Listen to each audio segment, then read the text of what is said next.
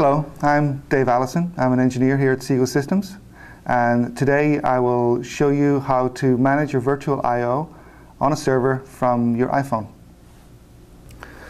So let's run the Xsigo application. We tap on the icon and it runs up the app.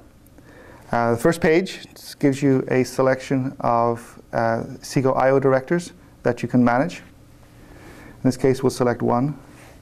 Just tap on its entry, and it shows a list of the physical servers that are available on that Xsigo director.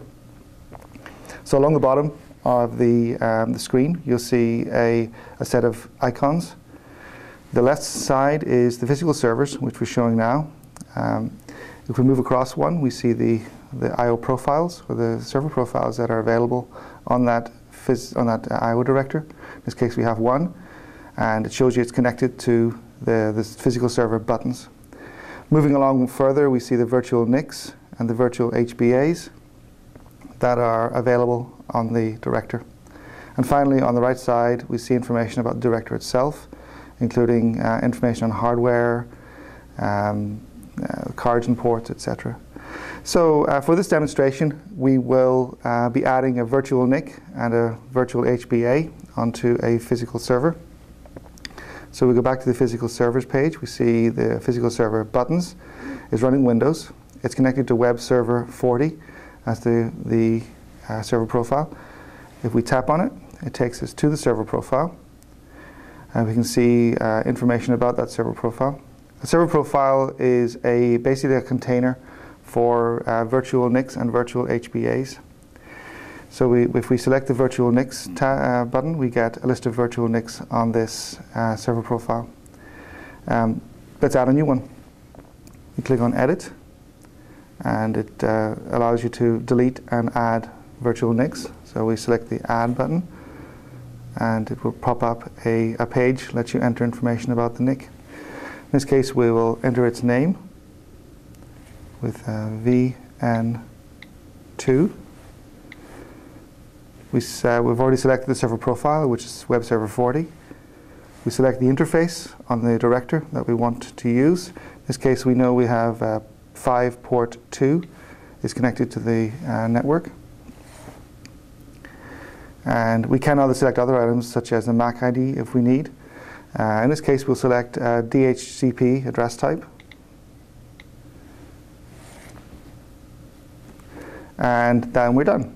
Click the Done button. The virtual NIC is created. And there we go. It's the tick sign means it's actually up and running. Let's do the same now for a virtual HBA. Go back to the server profile. List its virtual HBAs. We see we have one already there. Let's add a new one. So we'll go Add. Again, pops up another page allowing you to enter the information on the virtual HBA. We enter its name, VH2. Again, server profiles, web server 40. Interface, we select 15, port 1. In this case, we'll assign the WWN ID because we have already zoned the SAN to allow us to use this WWN. Other information we can ignore and leave default at the moment. We hit Done, and the VHBA is created. A few seconds later, it goes up, and we can see that appear on the server itself. And now we're done. If we then move to the VNICs and VHBAs pages, we can see those VNICs and VHBAs exist. Another feature of the Xsigo iPhone app is the ability to view statistics and statistics graphs from running servers. In this case, we've connected to a server we have here at the Xsigo QA lab. And we can see we have lots of physical servers on it. We have a set of server profiles. And you can see along the bottom of the screen, it's divided into the list of server profiles and then a graph showing the ingress and egress throughput that all the server profiles are passing at the moment.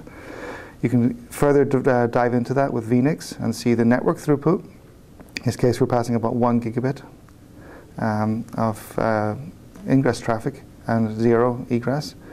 VHBAs.